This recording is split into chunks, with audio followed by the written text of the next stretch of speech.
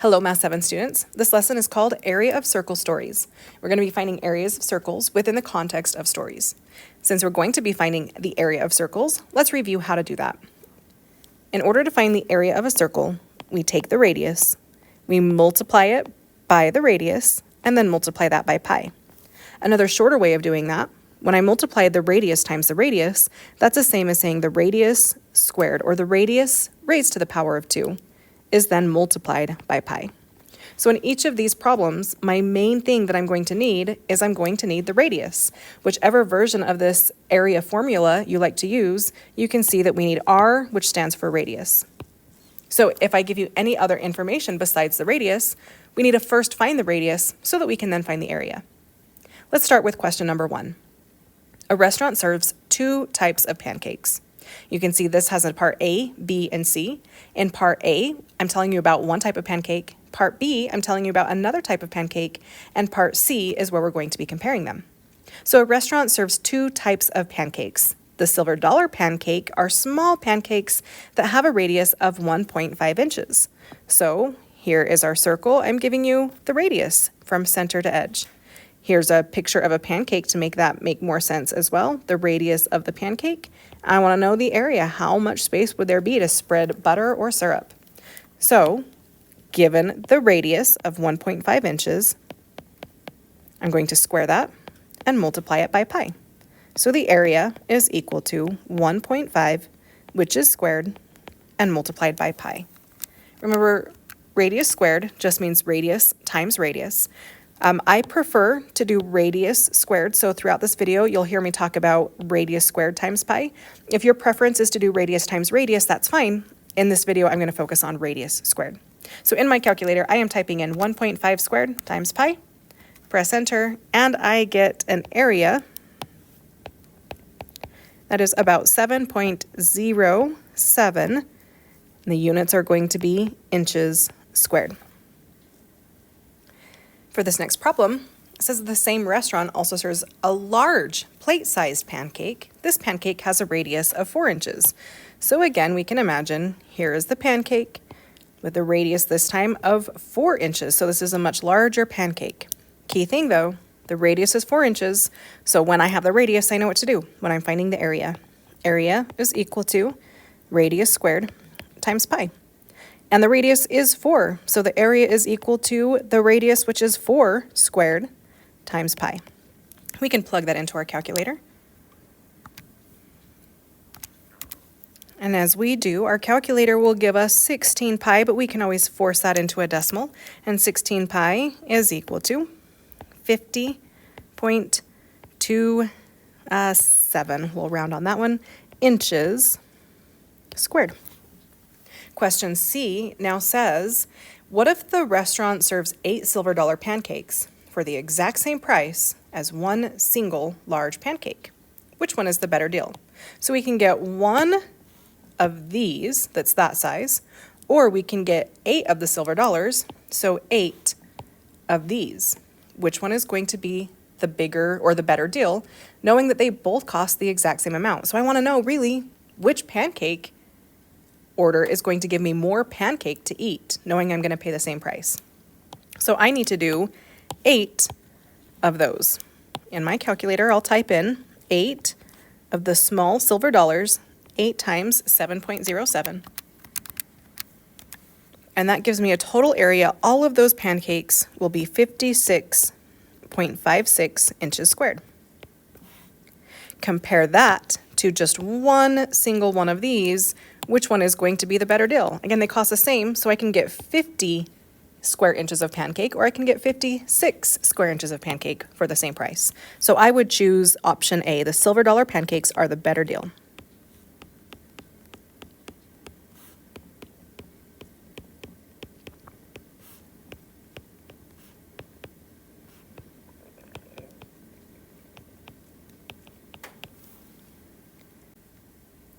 All right, let's move on to the next problem. Question 2. An artist wants to make round ceramic coasters to paint. If she makes them so the diameter is 9 centimeters, what area will she need to paint?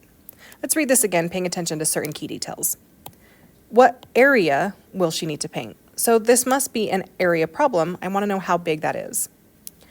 An artist wants to make round ceramic coasters. A coaster is just something that you place your drink on so that it doesn't make a mess on your table. So if an artist wants to make some ceramic coasters, the shape that she's making them is round. And since we're dealing with circles, then she's probably making them circular coasters. And she's making them so that the diameter is 9 centimeters. So I've drawn my circle. I'm labeling the information given. This is the diameter, and the diameter is 9 centimeters. Again, what area will she need to paint? So I will need to find the area of that circle, of that coaster. Now remember something that I mentioned at the beginning of this video.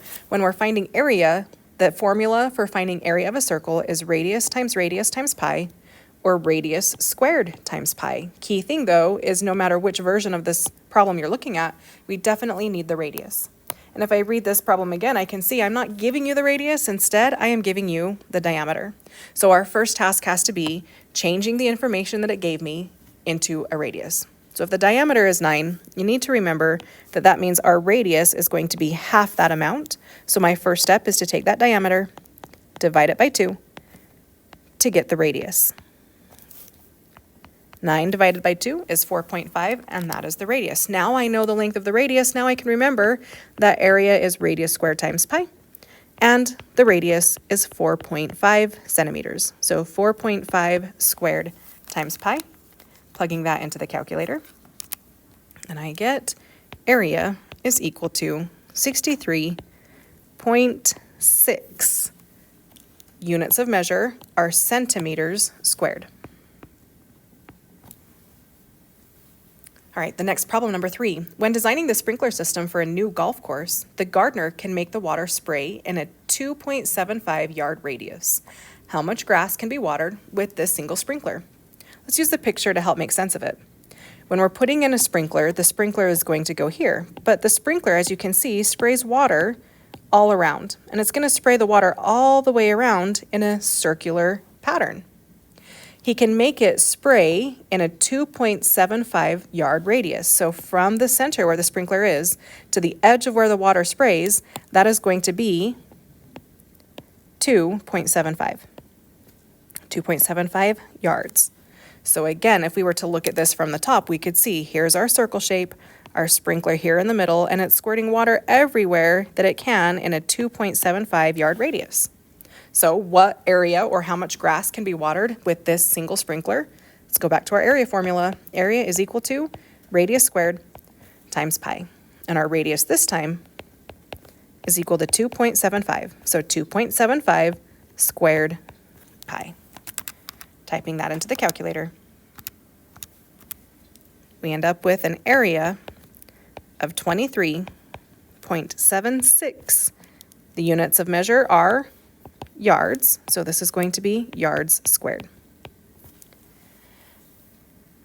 Okay, and the next one, this is where I stop including pictures, so it's going to be really helpful if you start thinking about making your own picture. It says, in a park, there is a bridge that goes directly across the middle of a circular pond.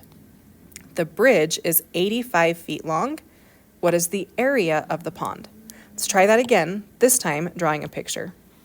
In a park, there is a bridge, and it goes directly across the middle of a circular pond. So I'm going to begin by drawing the circular pond. I also know that there's a bridge that goes directly across the middle of that pond. So if I'm going directly across the middle, look at what part of a circle I just drew. That is going to be a diameter. So that bridge is 85 feet long. What is the area of the pool? So here's the circle, that's our pond. Here's the bridge that goes directly across, that's our diameter. And I want to know what's the area of the pond. So we need to take this diameter, use it to find the radius, so I can then use our area formula. Once again, a diameter divided by 2 is the radius. So I'm going to take that 85 and divide it by 2. And that gives me 42.5. Now I'm going to use our area formula. Area is equal to radius squared pi. So the area is equal to 42.5 squared pi. Plugging that into our calculator, we now have an area of 5,674.5 feet squared.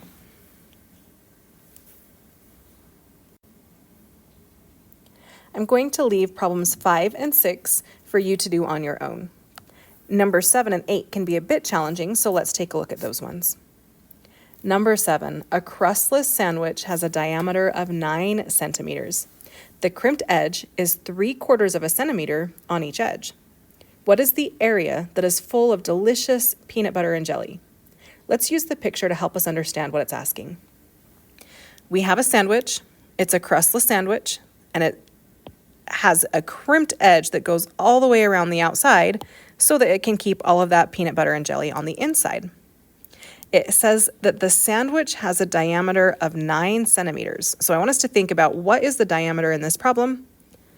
The diameter would go edge to edge, and in this, that edge to edge is going to be the amount from edge to edge right where it's cut. It's cut right there down in the middle. So this is that diameter, and that diameter is 9 centimeters. But that's not the part that's filled with delicious peanut butter and jelly. There's no peanut butter and jelly here at all around that outside edge. That means this part and this part that are counted in part of the diameter can't hold that delicious peanut butter and jelly. That's why it says the crimped edge is 3/4 of a centimeter, because this amount right here cannot contain peanut butter and jelly. That's 3/4 of a centimeter. And this part up here also cannot contain the peanut butter and jelly, and that's another 3/4 of a centimeter. So when I have to think about how big is that diameter, I have to see that it's 9 centimeters, except for this part that I have to get rid of, and except for this part that I have to get rid of. So mathematically, that means I have 9 centimeters, subtract 3/4 for this one up top, subtract another 3/4 for this crimped edge on the bottom, and when we do that in our calculator, we get a new diameter of 7.5. This new diameter is only going to go from the crimped edge to the other crimped edge. So my new diameter is 7.5 centimeters.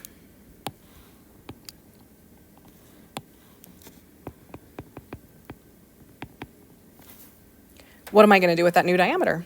Well, nothing, because I need radius when I'm finding the area. But can I turn that diameter into the radius? And the answer is yes. Remember, we take our diameter, divide it by 2 to find the radius. So I'm going to take that new diameter of 7.5 and divide it by 2. And I have my new radius of 3.75. Now that I have found the radius, now I can find the area. Remember, area is equal to radius squared times pi. All of that work to show me that our radius from center to edge here is 3.75. So area is equal to 3.75 squared times pi. Typing that into our calculator, we get 44.18 centimeters squared. That is going to be all of the space that we can fill up with delicious peanut butter and jelly. Here's our last question. There is a circular pond in a park with a walking path that goes all the way around the pond. If you walk around the pond on the walking path, you can walk a total of 2.5 miles. So what's the area of the pond? Again, let's draw a picture. We're back to drawing a circular pond. So there's my circular pond. And it says that there is a walking path that goes all the way around the pond. A walking path that's going to go all the way around that pond. I'm going to go ahead and draw that walking path then. Turn it into a little sidewalk. There's that walking path. And as I'm drawing this picture, I'm starting to realize, wait a second, that walking path that goes around the outside edge, that's really just the circumference. When I'm walking on that walking path, I'm walking a total of 2.5 miles. So that means if I walk the whole amount, it's 2.5, which means the circumference is 2.5 miles. And again, in order to find the area, as this question is asking, if I want to know the area of that pond, I need to use area formula, which requires that I use the radius. So I need to take that circumference and turn it into a radius. You might remember that in order to do that, the circumference is divided by pi, and that gives me the diameter. We've already done this several times in this video. When I have the diameter, I can then divide it by 2 to give me the radius. And then once I finally have that radius, then I can square it and multiply it by pi to find the area. So this is multiple steps. Let's go and get started on them. The circumference is 2.5, and I need to first divide it by pi. 2.5 divided by pi. But even though I have this answer in my calculator, knowing that the next step is going to be dividing it by 2, before I even do anything else, I'm also going to do divided by 2. And then when I do all of that, I now have a distance of 0.397, and I know I've rounded all of the others after a couple of digits, but this one I'm going to give myself a few extra since I'm not done with my calculations. This amount right here, this is the radius. Now I'm going to take that radius and I'm going to square it and multiply it by pi, right? Area is equal to radius squared times pi. So in my calculator, I square this and multiply it by pi.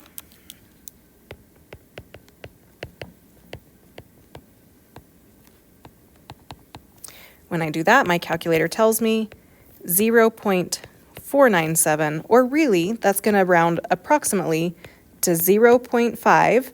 Again, units of measure are miles, so this is going to be 0.5 miles squared. That's it for area of a circle stories. Thanks for watching. We'll see you next time.